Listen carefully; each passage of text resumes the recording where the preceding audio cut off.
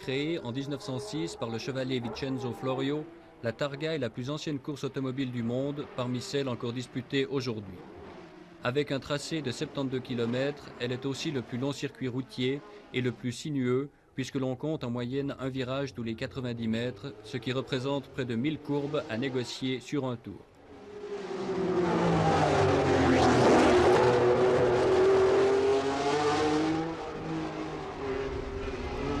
Le départ est situé au bord de la mer, à Cerda, entre Palerme et Cefalù, mais immédiatement la route pénètre dans la montagne sicilienne, semble s'y perdre en montées et descentes continuelles, traverse 3 zones de végétation pour atteindre son point culminant à 600 mètres.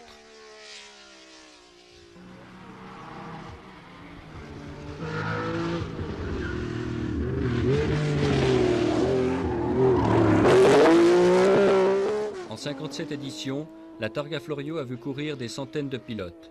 Et si d'aucuns parmi les plus grands du sport automobile n'ont jamais pu ou jamais osé la disputer, d'autres ont inscrit leur nom à son livre d'or. Villoresi, Stirling Moss, Jean Debien, Graham Hill, Bonnier, Bandini, Seifert, Redman, autant de noms prestigieux qui ont remporté ici une de leurs plus belles victoires, peut-être la plus difficile.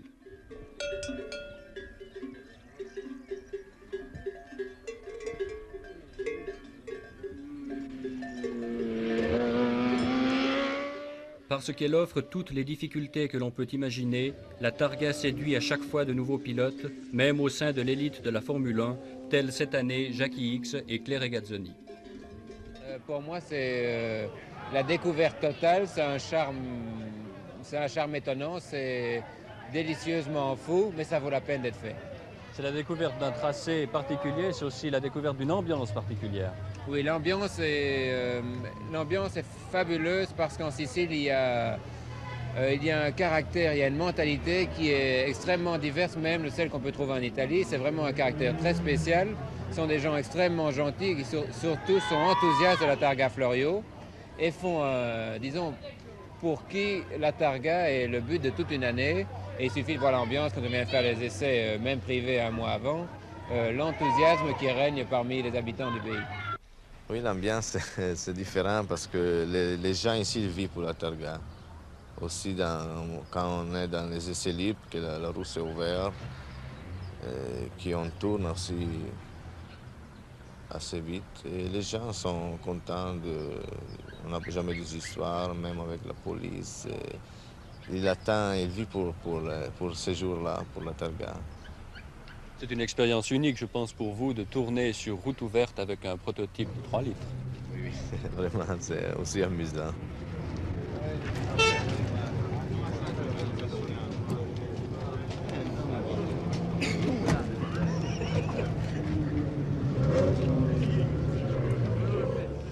Dans la vaste région du circuit des Madoni, l'impatience grandit à l'approche du jour de la Targa. La semaine qui précède la course est pour beaucoup frénétique.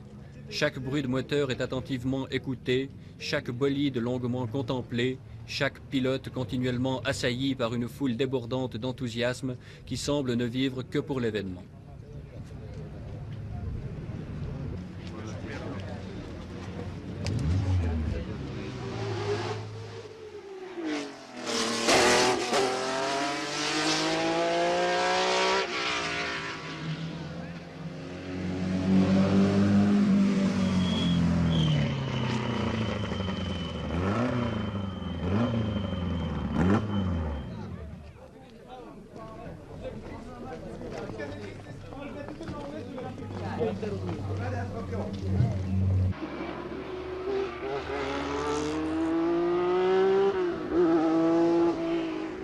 Pour les pilotes, le premier souci est de se remettre en tête ce circuit tourmenté à souhait. Véritable grand prix des voitures de location, si reconnaissances ont lieu sur route ouverte à tout, aux troupeaux de chèvres comme aux prototypes. Débordé, le service d'ordre se range résolument du côté des spectateurs, des tifosi, passionnés par le spectacle présenté.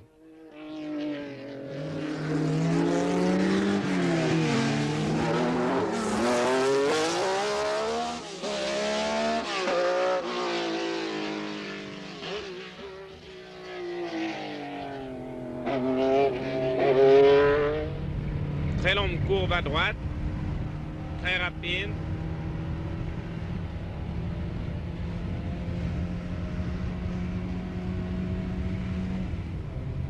Bosse, gauche moyen, sur maison, puis à fond jusqu'à la maison suivante.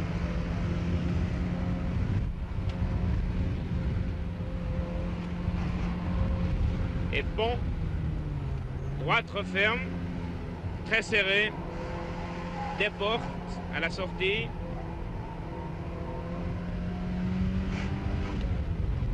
Maison de cotonnier, gauche moyen.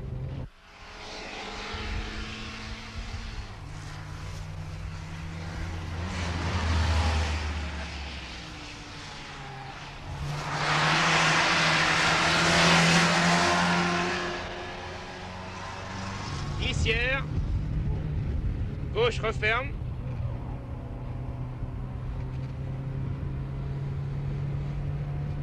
Pour gauche s'ouvre.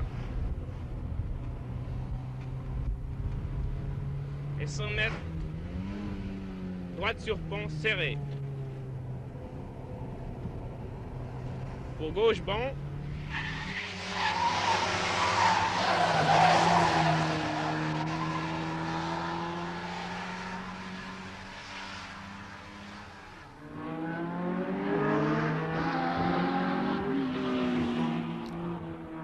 Un seul jour est réservé aux essais officiels sur route fermée, ce qui est bien peu pour mettre au point des moteurs aussi délicats que ceux qui équipent les monstres prenant part au championnat du monde des marques. Aussi, le travail de mémorisation se fait-il en partie au volant des prototypes de 3 litres de cylindrée.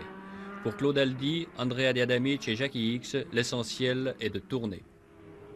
La reconnaissance de la targa par rapport à un rallye est beaucoup plus précise et beaucoup plus longue. Pour arriver à faire un temps, il faut vraiment connaître par cœur toutes les bosses, tous les revêtements, tous les freinages, toutes les courbes, les lignes. Enfin, c'est vraiment un travail très lent. Il faut passer des dizaines et des dizaines de tours de reconnaissance jusqu'à qu'on se mette les 72 km de la targa dans la mémoire. Et d'une année à l'autre, est-ce qu'il est dur de se remettre ce circuit dans la tête? Non, d'une année à l'autre, après 3-4 tours, on se familiarise déjà, on retrouve un peu ses endroits favoris. Je pense pas que pour moi, c'est pas très difficile.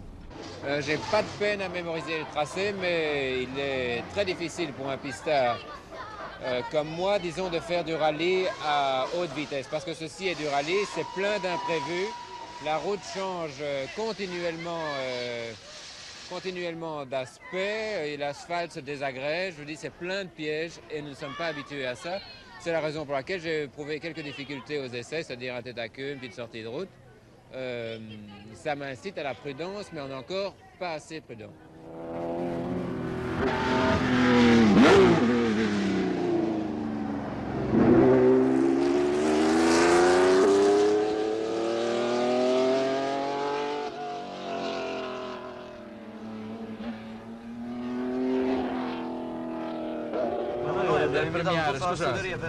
Scusate, ma io l'ho capito ecco le cose come si chiariscono, però prima che voi altri date dei giudizi come avete fatto Vainqueur à 2 reprises de la Targa Florio, Nino Vaccarella, enfant de Palerme, est un authentique héros sicilien. La semaine qui précède la course, il est un véritable dieu. Connaissant parfaitement le tracé de l'épreuve qu'il a couru 17 fois, il peut consacrer une partie de son temps à sa popularité. Et les bains de foule qu'il prend à intervalles réguliers semblent ne pas lui déplaire.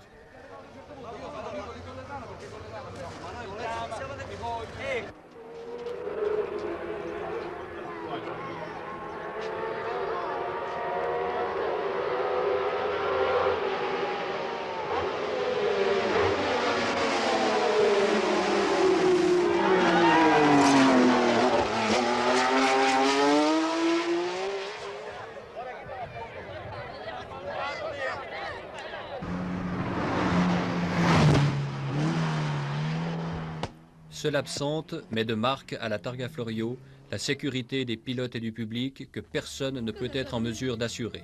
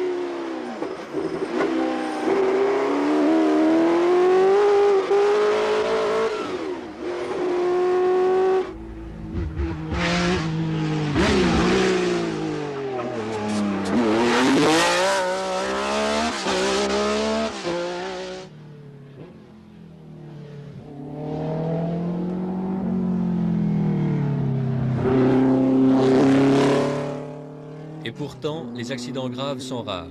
En 57 éditions de la Targa, seuls 2 pilotes ont perdu la vie. Les sorties de route, en revanche, sont nombreuses. On ne sait jamais qu'est-ce qu'il y a derrière un virage. Parce que ce n'est pas comme dans un circuit qu'on connaît très bien. On sait qu'on est passé il y a 2 minutes et il y a tous les signalisateurs. On sait exactement que si un virage on peut prendre de 100 l'heure, on peut le prendre toujours de 100 l'heure s'il n'y a pas un drapeau. Le parcours c'est 62 km, 72 km. Et on ne peut pas avoir un service de sécurité efficace. Et quand on sort, normalement, ils ont déjà eu des morts, ils disent ici dans la Targa, mais c'est la chance, parce que dans les endroits que si on sort, c'est vraiment dangereux. Non, ce n'est pas possible de parler de sécurité. Je pense que c'est arrivé le moment qu'il faut le circuit permanent pour Palermo, pour Cerda, pour faire les nouvelles Targa Florio du futur. Ce n'est pas possible de continuer avec les voitures prototypes actuelles, avec un circuit comme cela, parce que c'est, oui, sécurité des pilotes, sécurité de l'organisation, mais aussi sécurité du public, que c'est impossible à contrôler sur 72 km avec des situations incroyables qui seulement en participant à la course on peut imaginer, pas en restant au box comme c'est pour la plupart du monde. Les pilotes de Grand Prix sont généralement, et on les comprend, assez chatouilleux sur le plan de la sécurité. Quelle est votre position à la Targa Florio? Mais moi, de toute façon, je suis en dehors de l'association des pilotes de Grand Prix. On m'a toujours reproché de ne pas faire les choses comme les autres. Je suis de toute façon pour une plus grande sécurité et pour... J'apprécie totalement le travail qui a été fait en Grand Prix, mais je crois qu'il faut, dans la vie, ne pas faire que des choses sérieuses. Il faut faire des choses un peu moins sérieuses et un peu plus détendues, comme c'est le cas ici. Et je dois dire que pour moi, je n'ai aucun regret. Si c'était à refaire, je le ferais sûrement. Un prototype 3 litres, est-ce que ce n'est pas peut-être trop puissant pour un circuit aussi sinueux et aussi étroit? Trop puissant, non, mais sûrement très difficile à conduire.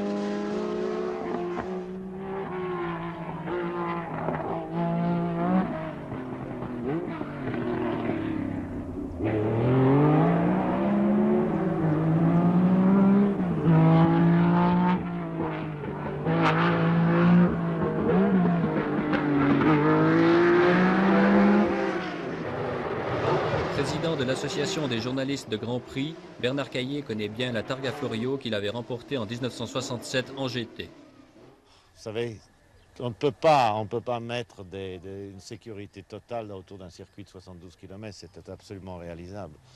il faut soit la maintenir telle qu'elle est maintenant, peut-être en engageant seulement des voitures de grand tourisme et de tourisme qui sont moins vite que des prototypes, ou alors faire ce qu'ils vont faire, faire un circuit artificiel, mais évidemment à ce moment-là ça perd tout son charme, parce que la Targa Florio est une des dernières grandes épreuves mondiales sur route plus ou moins ouverte, et c'est un grand classique quand même, qui disparaît.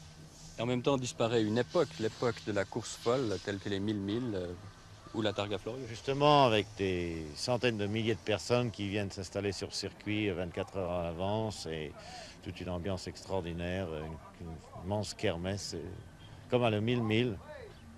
Pensez-vous que la population sicilienne sera très affectée par cette suppression?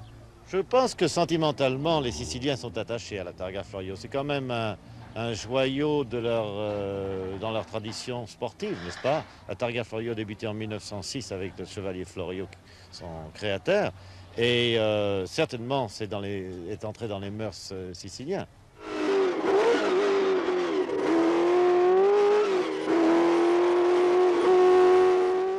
Défenseur ardent de la cause de la Targa Florio, le maire de Cerda, M. Faso Totti, allie la parole au geste. Par passion, par intérêt, par inconscience aussi, il fait de cette suppression une tragédie sicilienne.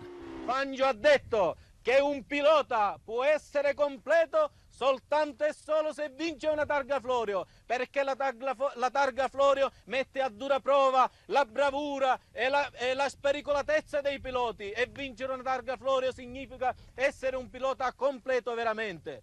Il compianto Cavaliere Florio ha detto che la Targa è un viaggio difficile in automobile, e se voi l'avete fatto vi accorgete veramente che la Targa con le sue 1000 curve è un viaggio veramente difficile. Un grande giornalista, Canestrini, che venerdì sera è stato premiato per essere un difensore dell'automobilismo, ha detto che la Targa Florio è come un viaggio in fuoribordo con il mare in tempesta, perché se voi fate questa targa vi accorgete che siete sbalzati come il mare in tempesta.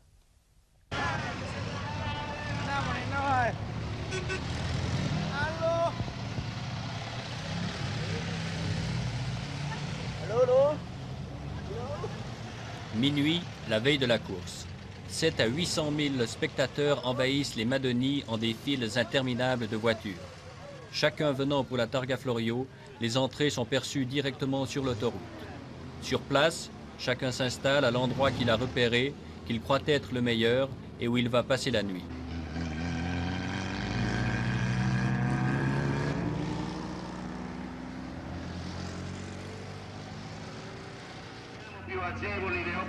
Au matin, les box s'animent de bonne heure.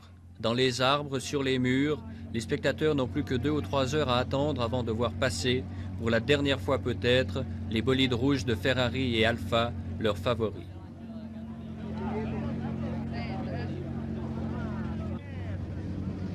Attenzione, avviso per i signori conduttori, per i signori concorrenti. Ecco la vettura 00 della direzione di corsa che ora effettuerà un giro del circuito. Dans les stands, pour les mécaniciens, c'est la routine habituelle des jours de course. Dernier contrôle, dernier polissage.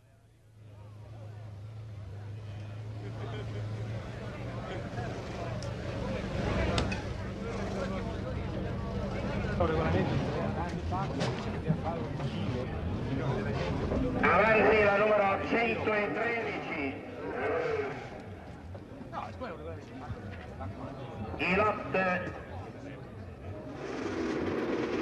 Et bientôt, pour le pilote, c'est l'heure de partir.